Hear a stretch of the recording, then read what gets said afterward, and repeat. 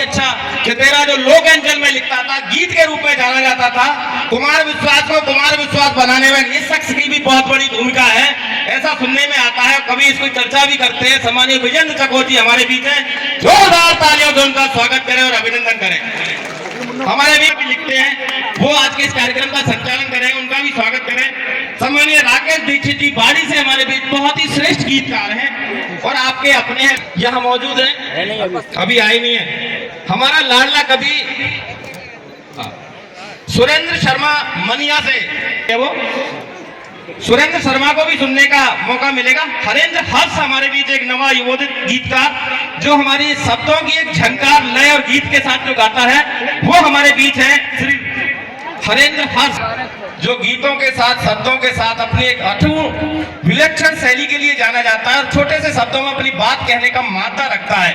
राहुल राज भी हमारे बीच है, उसको भी आज करना चाहता हूँ। सम्मानीय प्रमोद शर्मा जी खिदरपुर वाले बाड़ी से हमारे बीच पधारे हैं उपशाखा के प्रतिनिधि के तौर पे।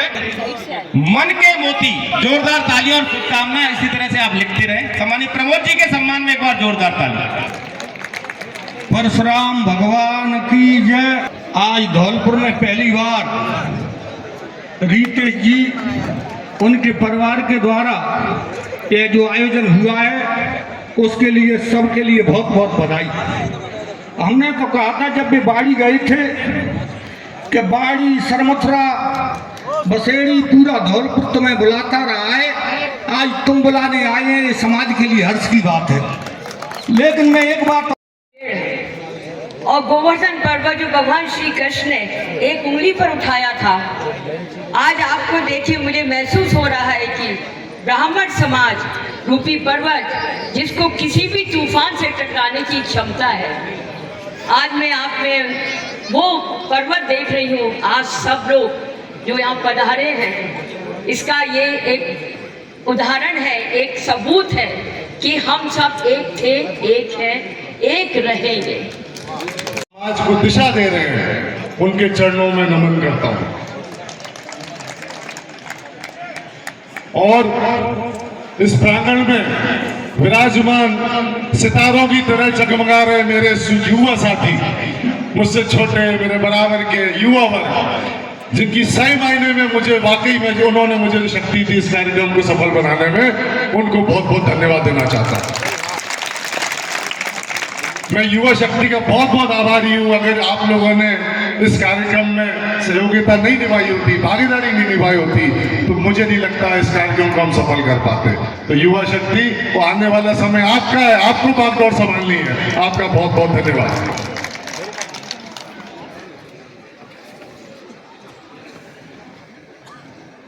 मेरे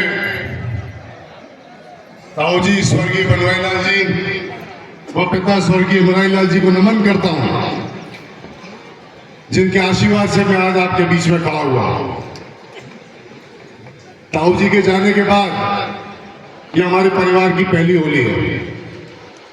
हमारे पूरे परिवार ने उनकी कमी को महसूस किया है और मुझे इस चीज का पूर्ण भरोसा है कि उनकी कमी को पूरे समाज ने महसूस किया होगा।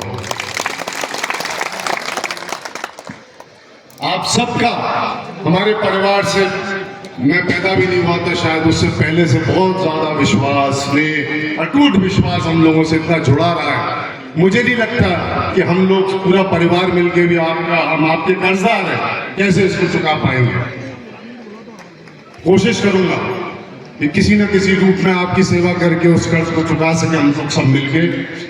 मैं ये तो नहीं कहता कि मैं ताऊ जी की, कि पिताजी की या अशोक जी की बराबरी कर लूंगा, उनकी कमी को पूरा कर सकता हूं, लेकिन ये मैं विश्वास दिलाता हूं आपको कि मैं और मेरे संग पूरा मोरे जगन्नाथ प्रसाद का पूरा वंश आपकी सेवा में मेरा पूरा परिवार लगे। मैं भरोसा दिलाता हूं कि पूरे परिवार की ओर से आप लोगों को कि पूरा जगन भवन आप लोगों की सेवा में हमेशा तत्पर हाजिर रहेगा। जो बनेगा, जो औकात होगी, वो आपके लिए हाजिर रहेंगे। जब इस कार्यक्रम की रूपरेखा बन रही थी,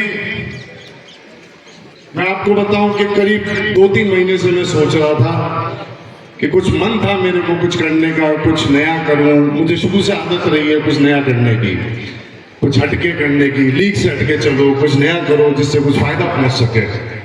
बहुत सारे मन में विचार आ रहे थे कि संगोष्ठी कराऊं, आपस में मंथन हो समाज के अंदर बैठ के। सबसे पहले मैं उन लोगों का भ्रम दूर करना चाहता हूं जो ये सोचते हैं कि इस मंच को सिर्फ अपनी राजनीति रोटी सेकने के लिए तैयार किया गया।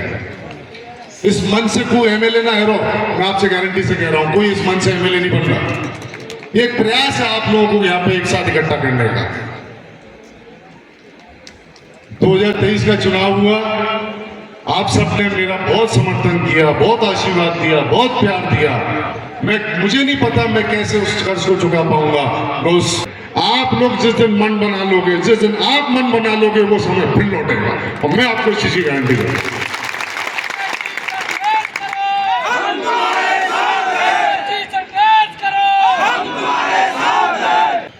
कि क्या कारण रहे कि 2023 के विधानसभा चुनाव में एक तरफ मैं था जिसकी 3 पीढ़ियों पे कोई इल्जाम नहीं, कोई आरोप नहीं, कोई किसी प्रकार का कोई उंगली उठाने वाला पैदा नहीं हुआ कि हम पे कोई आरोप लगा सके 3 पीढ़ी वाले, मतलब हमारे पूरे परिवार पे, मुझ पे।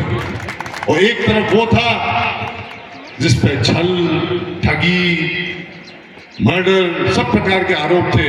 तो ऐसा क्या कारण था कि जनता ने मुझे नकार के उस दूसरे व्यक्ति को स्वीकार किया? ये उनके समाज की खूबसूरती थी। ऐसा नहीं है मुझे उनके समाज से वोट नहीं मिले, मुझे मिले, लेकिन उन्होंने मेरे से हाथ जोड़ के निवेदन करके मना कर दिया था कि रितेश जी तुम्हें वोट दे रहे लेकिन तुम्हारे संग नहीं चल पाएंगे।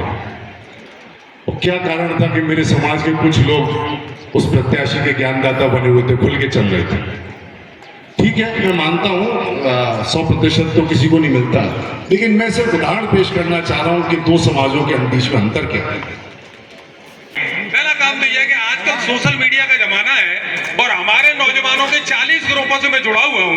मैंने ये देखा है कि किसी भी व्हाट्सएप ग्रुप में जितने बच्चे हैं वो धनाधन उस पर लड़ाइयाँ लड़ते हैं। व्हाट्सएप ग्रुप में दे दनादन दे, दे दनादन दे। मैं उनसे निवेदन करना चाहूंगा कि थोड़ा सा सुनने का माता रखें, किसी भी चीज को अनर्गल उसका रिएक्ट करने की जरूरत नहीं है। आप कि एक जो बहुत उम्दा चीज है, जो शादी की बात की थी इन्होंने, मैं आपको एक एक्चुअल करने में कोताही बरती तो फिर आप ये समझ लीजिए कि आपका संगठन नहीं हो पाए। ये प्रैक्टिकल बात सुनो।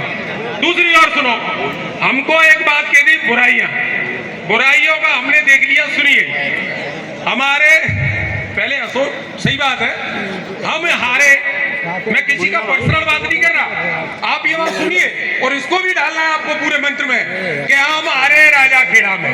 क्यों हारे? किसी ने मंथन किया? नहीं किया।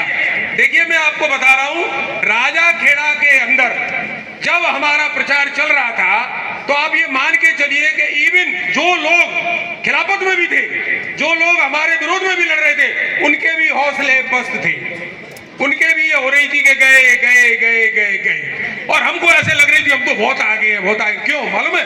कि सोशल मीडिया पे हमारा जो नौजवान था कबड्डी खेल रहा था, क्यों लग रही थी कि मारे सालों को मारे हम अपने, मगर जब वोट डालने का बारी आई तो कह दिया अरे वो तो ठीक है, नोएडा में बैठा ढल जाएगा, घर बैठा निकाल नहीं पाए। नहीं करेंगे किसी एक व्यक्ति को तो ये मान के चलिए कि ये समाज का भला होने वाला कतई भी नहीं है। हम ये देख रहे हैं कि वर्तमान में जो भी माहौल है, ब्राह्मण समाज का जो भी माहौल दिख रहा है आपको, उसमें हमको एक ही ये हीरा नजर आ रहा है, हमको एक ही तारा नजर आ रहा है। हम परिवारवाद की पलकना पे नहीं चल रहे हैं, हम व्यक्ति की पलकना पे चल रहे हैं कि रितेश के अंदर वो गुण है कि अगर हमने सबने, नौजवानों ने, आम जनता ने छोटी मोटी बातें बुला करके उसको समर्थन कर दिया तो आप ये मान के चलिए अगला एमएलए आप ही का होगा। मतभेदों को दूर करें, क्षमा करें और जमा मांगे। कोई दोस्तों दुनिया में कोई आदमी परिपूर्ण नहीं है जिससे गलतियां नहीं होती हों। गलतियां होती हैं, लेकिन गलती के होने के बाद में उसका प्रायश्चित करना बहुत बड़ी बात है, उसको महसूस करना बहुत बड़ी बात है। हम ऐसा महसूस करें तो इससे हमारा भाईचारा अपने आप बढ़ेगा। एक ऐसे विशिष्ट व्यक्तित्व को कहते हैं कि अक्सर खामोश रहते हैं वो लोग जमाने में जिनके हुनर बोलते हैं। जगत परिवार के मुखिया के तौर पर हमारे बीच मौजूद है परम सम्माननीय श्री पंकज जी शर्मा साहब। मैं बड़े एक दूसरा साथी हमारे बीच लंदन से हमारे बीच इस कार्यक्रम में आए हुए हैं। और अभी एक दो फोन आ रहे थे कि बेंगलोर से एक सज्जन इस कार्यक्रम को लाइव देख रहे हैं, कोई कहीं से लाइव देख रहा है, तो ये हमारे कार्यक्रम की कहीं ना कहीं सफलता का द्योतक है कि फर्स्ट ट्रैक न्यूज चैनल पे लाइव किया जा रहा है। जोरदार तालियां पंकज शर्मा जी के सम्मान में और उनसे अनुरोध करें, सम्मानीय पंकज जी।